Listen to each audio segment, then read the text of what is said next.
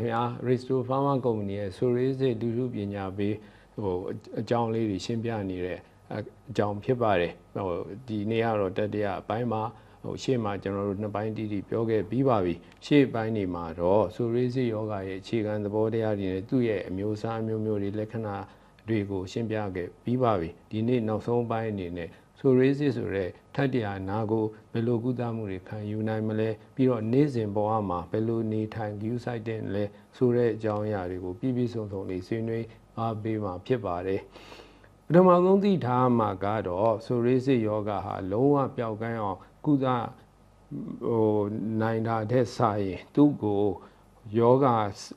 လက္ခဏာတွေကိုအပြည့်အဝထိန်းချုပ်ပြီးတော့ပုံမှန်တိုင်းလူကောင်းလိုနေနိုင်တဲ့ယောဂဖြစ်တယ်ဆိုတော့ပြောပြခြင်းပါတယ်Psoriasis ယောဂဟာနာတာရှည်အရေပြားယောဂတစ်မျိုးဖြစ်ပါတယ်ကိုယ်ခန္ဓာမှာနာတာရှည်ယောဂတွေရှိပါတယ်ဥပမာစီးကျိုသွေးတိုးစတဲ့ယောဂတွေပါ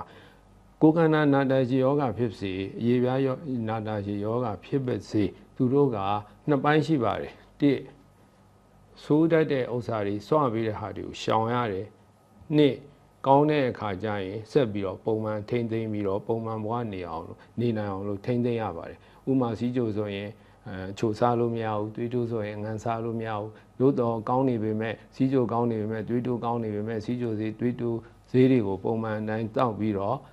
ပုံမှန်နေနိုင်အောင်ကြိုးစားပါတယ်Psoriasisမှာလည်းဒီလိုပဲသူ့ကိုဆွားတတ်တဲ့အကြောင်းတွေကိုရှောင်မဲနာတာရှည်ယောဂဖြစ်တဲ့အတွက်ကောင်းတဲ့အခါမှာလည်းပုံမှန်တိုင်း maintain လုပ်ပြီးတော့ဂရုစိုက်ပြီးတော့ပုံမှန်ဘဝကိုနေနိုင်တယ်ဆိုတဲ့အကြောင်းကိုပထမဆုံးသတင်းစကားပေးချင်တာပါအဲ့တော့Psoriasis ယောဂဟာလုံးဝပျောက်ကင်းအောင်ကုသနိုင်တဲ့ယောဂမျိုးမဟုတ်ပဲယောဂလက္ခဏာတွေကိုထိန်းချုပ်ပြီးတော့ပုံမှန်ဘဝကိုဖြတ်သန်းနိုင်အောင်ကုသတဲ့ယောဂဖြစ်ပါတယ်ကုသမှုနည်းလမ်းတွေကတော့ယောဂရဲ့အမျိုးအစားနဲ့ပြင်းထန်မှုပုံမူတည်ပြီးကွဲပြားနိုင်ပါတယ်အဓိကသုံးတဲ့ယောဂကုသမှု၃ခုရှိပါတယ်တစ်ကတော့လိန်ဆေးတွေပါနှစ်ကတော့ဒီဓာတ်ရောင်ခြည်ကုသုံးတဲ့နံပါတ်3ကတော့တောက်ဆေးနဲ့ထိုးဆေးတွေဆိုပြီးတော့ဖြစ်ပါတယ်အဲ့ဒီထဲမှာလိန်ဆေးကုသမှုတွေပါလိန်ဆေးတွေကတော့ယောဂမပြင်းထန်တဲ့လူတွေအတွက်အသုံးအများဆုံးနဲ့ပထမဆုံးရွေးချယ်မှုအနေနဲ့သုံးရင်ဒီလိန်ဆေးတွေကိုပဲအဓိကသုံးတာပါအဲ့ဒီမှာsteroid ဆေးတွေလို့ခေါ်တဲ့ corticosteroid လိန်ဆေးတွေဖြစ်ပါတယ်ဒါတွေဟာအရေပြားရောင်ရမ်းတဲ့ယာနာကိုလျှော့ချနိုင်တဲ့အတွက်အတော်ကြီးကိုထောက်ကူဖြစ်ပါတယ်နောက်ထပ်လိန်ဆေးတွေကတော့ဗိုက်တာမင် D အခြေခံလိန်ဆေးတွေဖြစ်ပါတယ်ဒီလိန်ဆေးတွေကတော့အရေပြားဆဲတွေခုနအလျင်အမြန်ကြီးထွားနေမှုကိုနှေးကွေးစေတဲ့အတွက်အဖတ်ထူတာတွေကိုလျှော့ချပေးပါတယ်အဲ့ဒါအပြင်corticosteroid တွေဗိုက်တာမင် D အခြေခံလိန်ဆေးတွေအပြင်အဆိုးဓာတ်ထိန်း cream moisturizing cream တွေ lotion တွေကိုလည်းအမြဲတမ်းတွဲပြီးတော့သုံးသင့်ပါတယ်ဒီဟာတွေကရေပြား6သွေးတာရာရန်တာကွဲအပ်တာတွေကိုသက်သာစေတဲ့အတွက်နေ့စဉ်အမြဲဖြစ်နေတော့လဲလိမ့်မယ်maintenance အနေနဲ့လည်းလိမ့်ပေးဖို့အရေးကြီးပါတယ်အထူးသဖြင့်ရေချိုးပြီးတာနဲ့ချက်ချင်းတုပ်ပြီးလိမ့်ပေးတာကအကျိုးပိုပြီးတော့ထိရောက်တယ်ဆိုတာပြောချင်ပါတယ်ဒါကလိမ့်ဆေးတွေအကြောင်းပါဒုတိယအနေနဲ့ဓာတ်ရောင်ခြည်ကုထုံး phototherapy လို့ခေါ်ပါတယ်ဒီကုထုံးမှာတော့လိမ့်ဆေးနဲ့မသိတော့တဲ့လိမ့်ဆေးတွေနဲ့မသိတော့ဘူးလိမ့်ဆေးတွေနဲ့မသက်တာတဲ့ပိုပြီးပြင်းထန်လာတဲ့ moderate severity အလက်တန်းစားပြင်းထန်တဲ့လူတွေအတွက်သုံးပါတယ်အဲ့ဒီမှာခန်းလွန်ရောင်ခြည် UV light ကိုသုံးပြီးကုသတာပါကုသမယ်ဆိုရင်တော့ UV light ထုတ်ပေးတဲ့ဆက်လိုပါတယ် UV light ထုတ်ပေး UV လင်းအောင်ထုတ်ပေးတဲ့ဒီမိချောင်းတွေတက်ထားတဲ့ဆက်ထဲမှာဝင်ပြီးတော့ဆရာဝန်ရဲ့ကြီးကြပ်မှုအောက်မှာပဲသတ်မှတ်ထားတဲ့ပြင်းအားနဲ့အချိန်တစ်ခုအထိကိုယ်ခန္ဓာကိုဓာတ်ရောင်ခြည်ပေးပြီးကုသတာပါဒီကုသုံးကအရေပြားဆဲတွေကြီးထွားမှုကိုနှေးကွေးစေပါတယ်ဒါပေမဲ့ဒီကုသုံးကကိုယ့်အကိုကုလို့ရတဲ့ဟာမဟုတ်ပဲဆေးရုံတွေဆေးကန်းအကြီးတွေမှာဆရာဝန်ရဲ့ညွှန်ကြားမှုနဲ့ကုသရတာပါဒါနံပါတ်1မျိုးစားပါကုသမှုတွေမှာနောက်ဆုံးအနေနဲ့တောက်ဆေးထိုးဆေး systemic treatment တွေအကြောင်းကိုပြောပြခြင်းပါတယ်ဒီကုသမှုတွေကတော့ယောဂပြင်းထန်တဲ့လူတွေတာမန်ကုထုံးတွေနဲ့မသက်သာတဲ့လူတွေအတွက်ရေးချယ်တာပါကိုယ်ခံအားစနစ်ကိုထိန်းချုပ်ပေးတဲ့ဆေးအပြင်းတွေဖြစ်တဲ့ methotrexate တို့ cyclosporine တို့ဆေးတွေပါဒီကောင်တွေကကိုယ်ခံအားစနစ်ရဲ့လှုပ်ဆောင်မှုကိုနှေးကွေးစေတဲ့အတွက်ခုနအရေပြားဆဲတွေတက်နေတာကိုနှေးကွေးစေတဲ့အတွက်ယောဂလက္ခဏာတွေကိုလျှော့ချပေးနိုင်ပါတယ်အဲ့ဒီအပြင်အခုနောက်ပိုင်းမှာနောက်ဆုံးပေါ်အနေနဲ့ biologic ခေါ်ဇီဝထိုးဆေးတွေကိုလည်း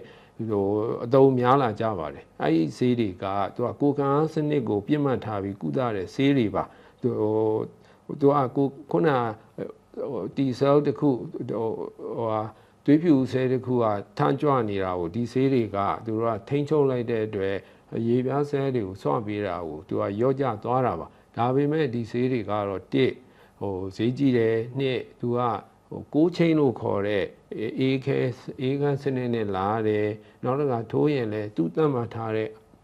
အမျိုးအစားလိုက်ပြင်းအားကိုတတ်မှတ်ထားတဲ့အချိန်ပမာဏအတိုင်းဆရာဝန်ရဲ့ညွှန်ကြားမှုအောက်မှာထိုးရတာဖြစ်ပြီးတော့ကိုယ့်ကိုယ်ကုသလို့ရတဲ့ဟာမျိုးမဟုတ်ပါဘူးအဲ့တော့ဒီလိန်ဆေးတောက်ဆေးတွေနောက်ရောင်ခြည်ကုသမှုတွေနောက်ထိုးဆေးတောက်ဆေးတွေကတော့ဆိုရေးစင်မှာအမျိုးအစားလိုက်တင့်တော်သူလို့ဆရာဝန်ကသုံးဆွဲတယ်ဆိုတာကိုရှင်းပြပေးတာပါအဲ့ဒီကုသမှုမှာသတိပေးတဲ့အချက်၃ချက်ပြောချင်ပါတယ်ဆိုရဲစရာနာတာရှည်ယောဂဖြစ်တဲ့အတွက်ကျွန်တော်တို့တိုင်းပြည်မှာဆိုရင်လူတွေကဆေးမီတိုတွေနဲ့သွားကုကြပါတယ်မကုသင့်ပါဘူးဆေးမီတိုတွေမှာတကယ်လို့ mercury ခေါ်ဗဒါဆိုတာကအမြဲတမ်းကျွန်တော်တို့ပါတတ်ပါတယ်ပါတဲ့အခါမှာနှစ်များစွာကြာတဲ့အခါမှာကြောက်ကနာတာရှည်ကြောက်ကပျက်စီးမှုဖြစ်တတ်ပါတယ်ဆိုတဲ့အကြောင်းပါဒုတိယတစ်ခုကတော့သွေးတန့်ဆေးလို့ခေါ်တဲ့ steroid ဆေးတွေပါကျွန်တော်တို့ကဒီယောဂဖြစ်ရင်ဆက်ဆေးတွေနဲ့ကုတဲ့အခါမှာဆက်ဆေးတွေမှာ steroid ဆေးဆိုတာသွေးတန့်ဆေးဆိုအများအားကျွန်တော်တို့ပါလေးရှိပါတယ်စားစားခြင်းမှာတက်တာတလူလူနဲ့ဒီ steroid ထိုးဆေးတောက်ဆေးတွေကဆိုရေးစစ်ယောဂကိုအတိုးရောအရင်ရောနှစ်ဆသုံးဆပို့ပြီးတော့နောက်ပိုင်းမှာပြင်းထန်လာနိုင်တယ်ဆိုတဲ့အကြောင်းကိုပြောပြခြင်းပါတယ်တတိယအချက်ကတော့ကိုယ်ဝန်ဆောင်ချိန်မှာဆိုရင်ဆိုရေးစစ်ကိုအထူးသတိထားပြီးကုသဖို့လိုပါတယ်မိခင်ရောကလေးရောကျန်းမာဖို့ဆိုတာပါဒီ၃ချက်ကိုကုသမှုအနေနဲ့လက်ဆောင်စကားပြောချင်ပါတယ်ကုသမှုပြီးတဲ့အခါမှာဆိုရေးစစ်နဲ့ပတ်သက်ပြီးတော့နေ့စဉ်ကျွန်တော်တို့ကနေ့တိုင်းလှုပ်ရှားသွားလာနေရတာဖြစ်တဲ့အတွက်လှုပ်ရှားသွားလာမှုမှာဘယ်လိုနေမလဲအသားရည်ဘယ်လိုထိမ့်သိမ်းမလဲနောက်တခြားနောက်ဆက်တွဲပြဿနာတွေကိုဘယ်လိုကင်တွယ်မလဲဆိုတော့ပြောပြချင်ပါတယ်ရေပြားပြဿနာဖြစ်တဲ့အခါမှာဘယ်ယောဂပဲဖြစ်ဖြစ်မြင်နေရတယ်အထူးဖြင့်ဆိုရီစစ်ဆိုတာလူမြင်ကောင်းတဲ့ယောဂမဟုတ်ပါဘူးကိုယ်ခန္ဓာတင်မကပဲစိတ်ပိုင်းဆိုင်ရာဖိစီးမှုအရန်ဖြစ်ပါတယ်ကိုယ့်ရဲ့ social life ပေါ်လူမှုဘဝကအရေးအသွေးအရန်နှိမ့်ပါတယ် quality of life ခေါ်တဲ့ဘဝအရေးအသွေးအရန်နှိမ့်ပါတယ်ဒီယောဂကြောင့်စိတ်တက်ကြတဲ့လူတွေငိုနေရတဲ့လူတွေကျွန်တော်မြောက်များစွာတွေ့ခဲ့ပြီးပါပြီပြောရမယ်ဆိုရင်တော့အလုတ်ပြုတ်သွားတဲ့လူတွေလည်းအများကြီးကျွန်တော်တွေ့ခဲ့ပြီးပါပြီကျွန်တော်သူတို့ကိုမြင်တိုင်းတော်တော်လေးကိုဝမ်းနည်းမိပါတယ်ဘာဖြစ်လို့လဲဆိုတော့ဒီအလုတ်လုတ်တဲ့အိမ်တော်ဦးစီးတယောက်ကဒီယောဂကြောင့်အလုတ်ပြုတ်သွားတဲ့အခါမှာသူ့ကိုမိခိုးတဲ့မိသားစုပါတော်တော်လေးကိုဘွားအခက်အခဲဖြစ်တာကိုကျွန်တော်မကြာခဏကြုံရတဲ့အတွက်ပါအဲ့တော့နေ့စဉ်နေထိုင်မှုနဲ့နောက်ဆက်တွဲပြဿနာတွေထဲမှာနေ့စဉ်ဘယ်လိုဂရုစိုက်မလဲအဲ့ဒါကိုပြောပြချင်ပါတယ်နေ့စဉ်အရေးပြားထိမ့်သိမ်းမှုအနေနဲ့ကျွန်တော်တို့ကရေချိုးတဲ့အခါမှာဆိုရေးစစ်ကျွန်တော်တို့ဆိုရေးစစ်သမားတဲ့ရေချိုးရင်ရေနွေးနဲ့မချိုးသင့်ပါဘူးရေနွေးကအသား၆စီတဲ့ဆိုရေးစစ်ကိုပူဆိုးစေတယ်နှစ်သူကမတန့်ရှင်းဘူးထင်ပြီးတော့ဆက်ပြာကိုပြင်းနဲ့ကြမ်းနဲ့တိုက်ကြတယ်ဆက်ပြာမတိုက်သင့်ပါဘူးဆက်ပြာကအကာလိုင်းဖြစ်ပြီးတော့အရေပြားကိုပူ၆စီတဲ့အတွက်ဆက်ပြာမပါတဲ့ non soap cleanser ဆက်ပြာမပါတဲ့တန့်ရှင်းပစ္စည်းပျော့လေးတွေကိုဖွားနည်းနည်းပဲသုံးရမယ်ကုတ်ပြီးမတိုက်ပဲဖွားတိုက်မယ်ပုတ်ပြီးမတုပ်ပဲဖွားဖိတုပ်သင့်ပါတယ်တုပ်ပြီးတာနဲ့ကျွန်တော်ပထမပြောခဲ့သလိုအရေပြားအဆူဓာတ်ထိန်လိန်စေးလိုရှင်တွေခရင်တွေဆေးလိုရှင်ဆေးခရင်လေးတွေကိုတကူလုံးနေ့တိုင်း2ကြိမ်3ကြိမ်မှန်လိန်ပေးသင့်ပါတယ်ဒါမှအရေပြားကွဲအပ်တာကိုရှောင်ရှားနိုင်မှာပါဒီဆေးတွေလိုရှင်တွေမရနိုင်ဘူးဆိုရင်တော့အုံးစီနဲ့ပြားဖျောင်းကိုရောပြီးတော့ညအိတ်ချိန်မှာလိန်လို့ရပါသေးတယ်နောက်တစ်ခါဆိုရေးစစ်ကအရေပြားကွဲတဲ့အတွက်နေလောင်ရင်ဒီယောဂပူဆိုးတဲ့အတွက်ကျွန်တော်တို့တိုင်းပြည်ကနေပူတဲ့တိုင်းပြည်ဖြစ်တဲ့အတွက်နေလောင်ကန်ခရင်တွေကိုသုံးသင့်ပါတယ်မျက်နှာမှာလည်းမျက်နှာလိမ့်တဲ့အလျောက်ကိုယ်မှာလည်းကိုယ်ခန္ဓာလိမ့်တဲ့အလျောက်သုံးသင့်ပါတယ်ဘာဖြစ်လို့လဲဆိုတော့ခန်းလွန်ရောင်ကြီးကအရေပြားရောင်ရမ်းမှုပူဆိုး0ပါတကယ်လို့ဒီကာလိမ့်စေးမရရင်တော့ဇင်းအောက်ဆိုင်နဲ့နှမ်းစီကိုရောပြီးတဘာဝနီးတိုင်းနေကာ